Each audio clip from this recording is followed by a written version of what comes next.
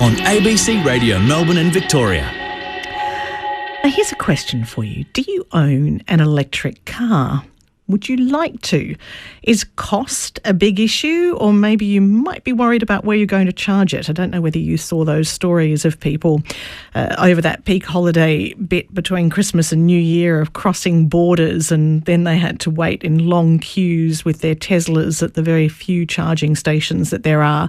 And maybe it might be that you just don't know enough about electric vehicles or EVs.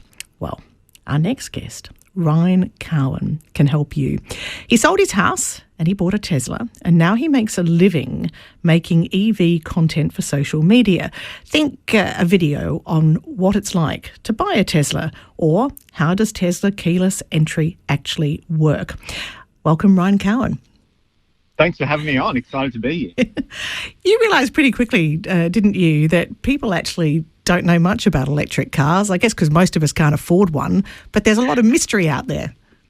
There's so much mystery. This is exactly why I started to produce content in the first place. I remember going to a friend's wedding and everyone was kind of coming up to us going, how did you get here? How did you charge? It was in regional Victoria. And so I started to quickly realise that this is a common thing. People don't really understand how these cars work and how much they cost and how you charge them. So this is how my journey began. And I said that you sold your house and bought a Tesla. I should point out that I know they're expensive, but they're not that expensive because you also got a block of land as well, didn't you? Yeah, 2-for-1 deal.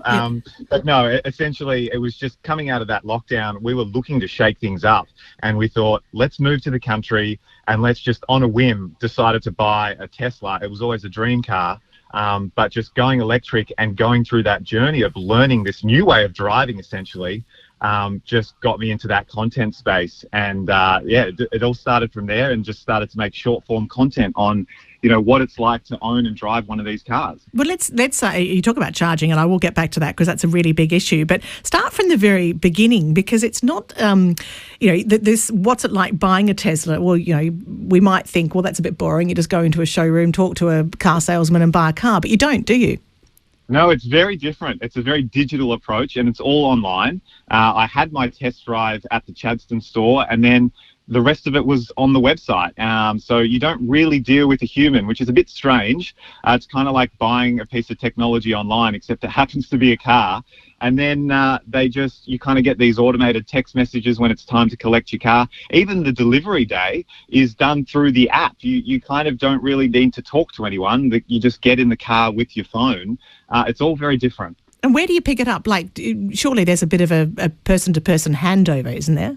There's a quick person-to-person handover. The rest is done, through the app. But there's a big delivery centre, and they're delivering a huge amount of Teslas each day. So they've got it down pat, and they do a very good job. But yeah, the rest is kind of up to yourself to just take the car and go and learn on the way. Now, I talked about those, the pictures of people in their Teslas queuing at the borders for the few and sparse charging machines when you're going regionally. And you talked about how you went up to an event that was regionally. In fact, you nearly ran out of power, didn't you, on your first cross-country trip? Yes, my first trip to Daylesford was a bit of a sketchy one because I didn't realise that there's the Tesla chargers and then there's a whole range of third-party chargers that you can actually use when you drive a Tesla. This was all new to me. So I was in several regional towns that had chargers, but they don't actually show up on the car's navigation system. So I didn't realise I could use them, but you can. You just need to download, a third-party app and sign up, and then you can just plug your car in. So once you kind of go through those first few weeks of learning, you do open up to it is easier than you kind of expect. And there is the added benefit of driving a Tesla. You do have some more charging stations than other brands. So that has been a bit of a saver for us when travelling across Victoria. But let's just talk about charging, because that's a really big issue for people. And I guess, for example, if you live in an apartment block, there are really big questions about how you charge an electric vehicle. So how easy is it? Because if I just plugged an electric vehicle into a power point, it'd take days, wouldn't it? It would, yeah. And that's how we actually charge our car, is just using a normal power point overnight. It's a slow trickle charge. And if you're going from 0% to 100, it's going to take you over 24 hours, which people sort of jump at and go, well, there's no way I could drive an electric car. But I think the thing to remember is you're plugging it in every night. The car's battery has 400 kilometres of range. And so most of the time, you're just topping back up to 100%. If you do live in an apartment and you're not able to charge overnight, that's when you're relying on those fast chargers where you can pull in. Normally, you can get 80% charge in about 20-25 minutes. So they are quick, but it would mean that you're kind of going there like a petrol station, I guess. You're going there every few weeks, or maybe depending on your case, you're going there every week to stop and charge. And maybe you grab a coffee, maybe you sit in the car and, you know, the big touchscreen has YouTube and Netflix and all these amazing entertainment things. So, yeah, I would recommend to people it is ideal if you can charge overnight. But if you are in an apartment and you don't have that ability, then there are a lot of fast chargers around Melbourne and regional Victoria.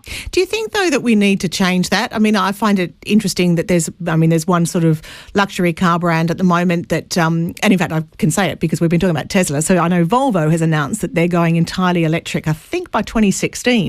And is that sort of jumping the gun? I mean, you're getting new apartment buildings built now that are not making allowances for electric cars. And it's all very well to say you can go to a fast charging station, but if everyone's driving an electric vehicle, that's not going to be very viable, is it? Yeah, it is something that hopefully new apartment buildings are starting to factor in, because retrofitting these chargers and systems into underground car parks, as you can imagine, is an enormous project, an enormous cost. So I hope that we're thinking ahead, because we're definitely on the start of that S-curve where electric vehicle sales are just going through the roof. And the next few years, it's going to be unbelievable. So I hope that we're getting the infrastructure there. Personally, you know, through all the driving we've done, which is over 20,000 Ks, we've never had to wait for a charger. So that is good to know. But we do have that ability to charge at home. So if you do charge an electric vehicle at home, what does that involve? Do you have to spend thousands, I mean, not to mention the money you spent on the electric vehicle, but do you have to spend thousands on a specific charger? We haven't. We just have the standard charger that plugs into the power point. That right, came so with you the car. don't, but you would have the option of putting your own charger in? Yeah, which would cost, you know, $700 for the unit, and then you'd have to get an electrician to install it into the mains power. Couple of texts here. What happens when you break down in an electric vehicle? Yeah, look, it's not great. It's not ideal, because you would need to get your car towed, essentially, to get to the closest charging station. So, look, I hope that never happens to us. And the car's software is so good at just letting you know when you're going to be close to running out of power. So it's always directing you to charges, and the actual software is very intelligent, which kind of gives me a peace of mind. And do you, Ryan, is part of this for you caring for the planet, if you like? I've got a text here saying, you know, how do you know that the electricity that you use to charge your electric vehicle is not produced by brown coal? Yeah, and this is something that comes up on my TikTok all the time. The electric cars are fundamentally more efficient, even if we are assuming that 100% of the power is coming from coal or the grid.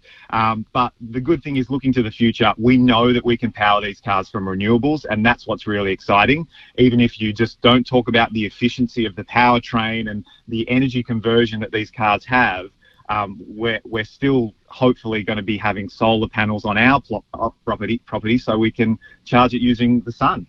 And if you're making a living producing, you know, electric vehicle content, who pays you? Well, yeah, you get revenue from the ads that come up on my videos, which, you know, it's a bit of a pinch me moment, because I never really even assumed this could be a job, but it's just come into its own. And now I've got other clients that I produce videos for, and we work together on stuff for them. So it's all just come together quite quickly, and feeling very lucky. But yeah, it's essentially a combination of people reaching out to me and ads popping up online. But the actual electric vehicle company, Tesla itself, is not paying you? No, I wish they did, though. Fair enough too. I think you're doing quite a bit for them. Ryan, thank you. No worries. Thanks for having me on. Ryan Cowan there. He's an electric vehicle content creator. Answers some of the questions. As he says, there are lots of questions